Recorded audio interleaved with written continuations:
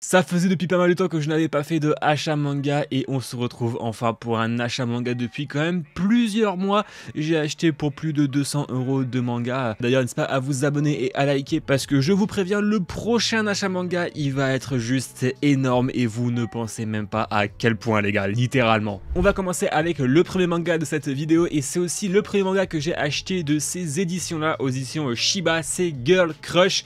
Et franchement, je suis agréablement surpris parce que ce manga, en fait, combine deux de mes passions. Déjà tout d'abord le manga, mais aussi la K-pop. Ce manga va nous plonger dans l'histoire de Tenka, la fille la plus populaire de son bahut, qui réussit tout ce qu'elle entreprend. Elle va alors se lancer comme défi de devenir la meilleure des idoles, et elle va être rejointe par une de ses amies. Est-ce qu'elle va réussir à devenir la prochaine meilleure des idoles? Et ben vous le saurez en lisant le manga.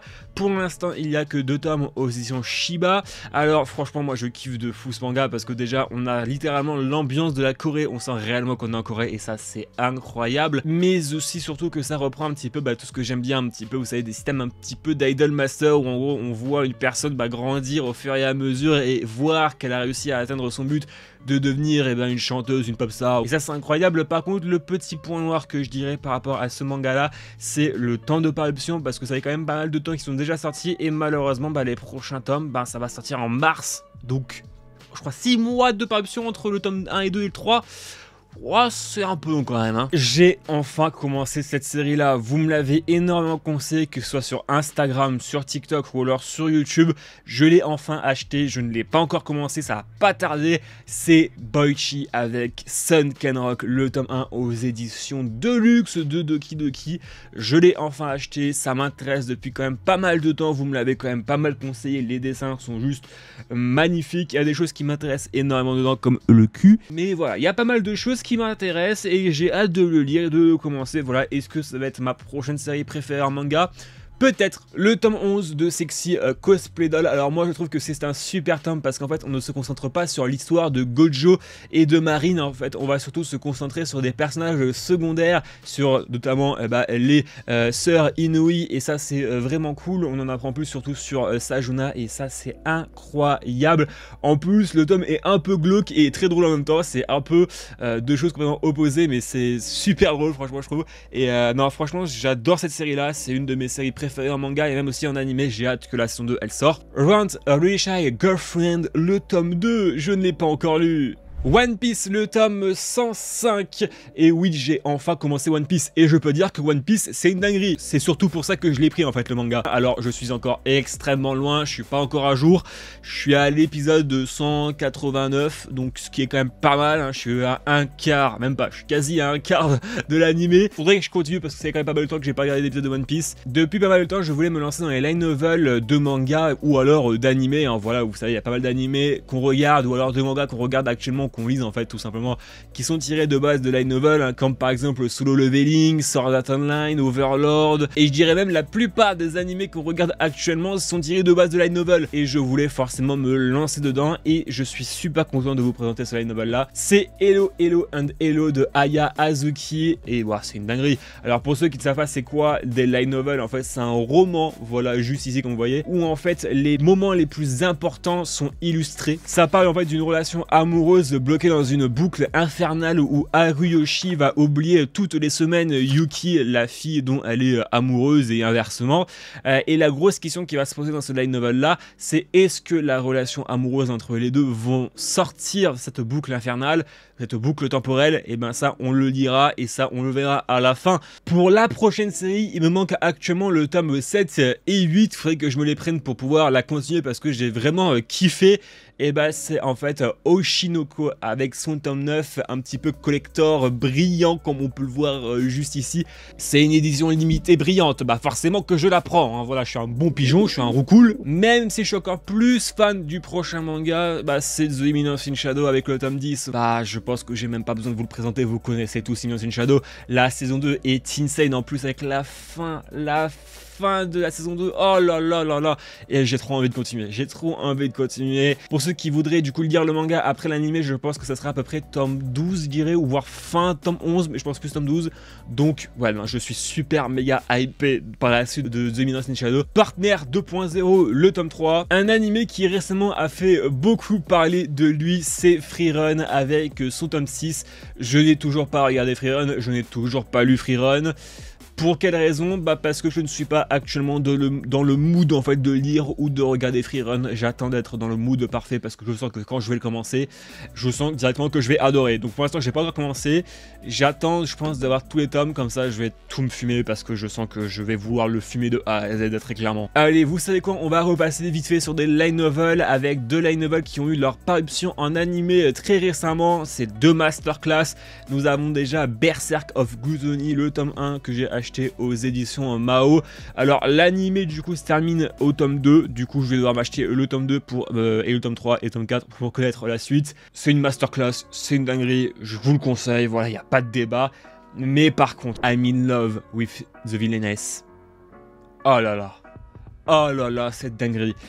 Du coup, c'est terminé en 5 tomes au Japon pour le light novel. Le manga est toujours en cours actuellement au Japon. Vous pourrez du coup retrouver aussi le manga aux éditions en fait Meian avec la collection Yuri pour I'm in Love is the Villainess en manga. Et le light novel, eh ben, il est disponible aussi en la novel.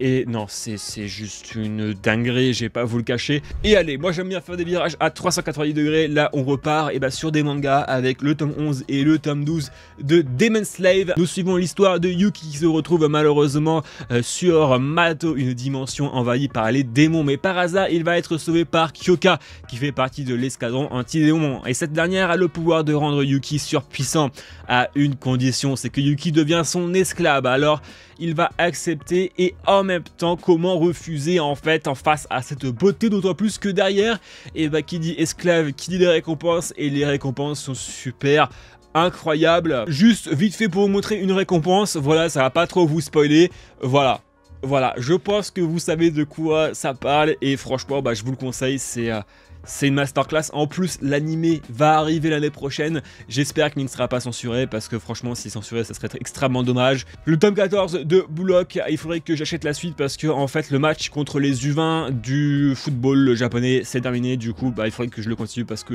bah, c'est une masterclass. L'animé a été annoncé très récemment et il va sortir en début 2024. C'est Tales of the Winning Rings avec son tome 13. Et moi, j'ai surkiffé ce manga-là. J'ai quasi acheté toute la série d'un coup, hein, pour vous dire, tellement que j'ai surkiffé ce manga.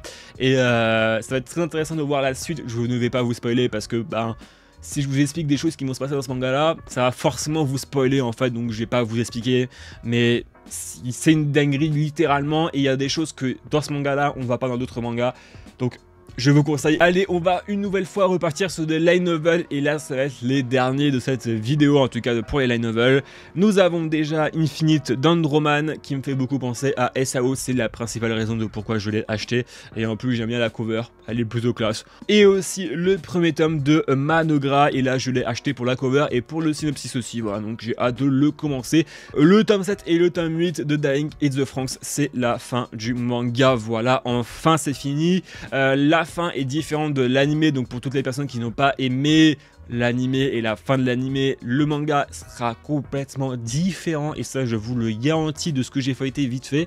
Et bah, j'ai hâte de le lire et de enfin dire mon avis par rapport à Darling in the Franxx. L'animé je l'ai trouvé incroyable, je l'ai le Blu-ray collector, et bah j'ai hâte de faire aussi mon avis par rapport au manga. Si vous suivez mon Instagram et aussi mon Twitter, d'ailleurs si vous ne le suivez pas, allez les suivre parce que je poste beaucoup là-bas. Je suis allé récemment à la Paris Games Week, et là-bas il y avait des stands, voilà, où il y avait différents éditeurs, notamment il y avait Mana Books, où j'ai acheté justement le dernier manga de la vidéo. J'ai reçu en fait l'intégrale de ce manga là en promotion, au lieu de payer je crois 40 €, je l'ai payé 30 € à peu près, donc 10 €, 15 € de moins du prix neuf en fait. Et ben c'est l'intégrale de Psycho Pass Girlfriend, voilà, les covers m'intéressaient pas mal, voilà, et je suis super content de l'avoir. Juste pour vous dire le scénario, voilà, ça va être très rapide, en une phrase, vous allez comprendre. Par amour pour toi, je suis prête à tout, absolument tout. Voilà, juste c'est ce qui est dit derrière le manga.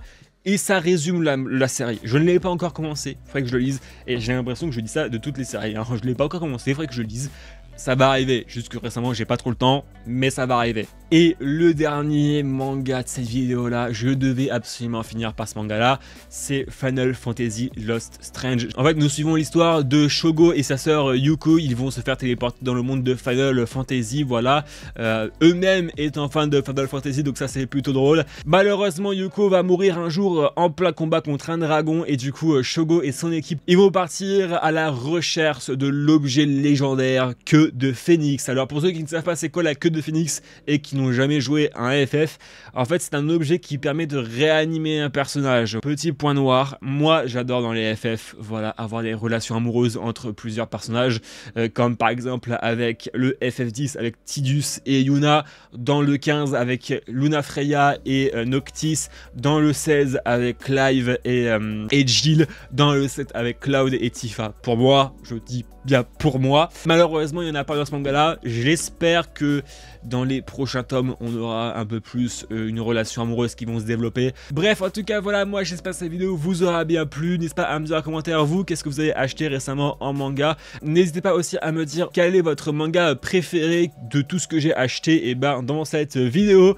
En tout cas, c'était chez Cadeau, on se retrouve pour une prochaine vidéo. N'oubliez pas, le mois prochain, énorme achat manga. Je pense que c'est mon plus gros achat manga que j'ai fait dans toute l'histoire de ma chaîne YouTube. Donc bref, likez et abonnez-vous. On se retrouve pour une prochaine vidéo. Allez, ciao ciao tout le monde.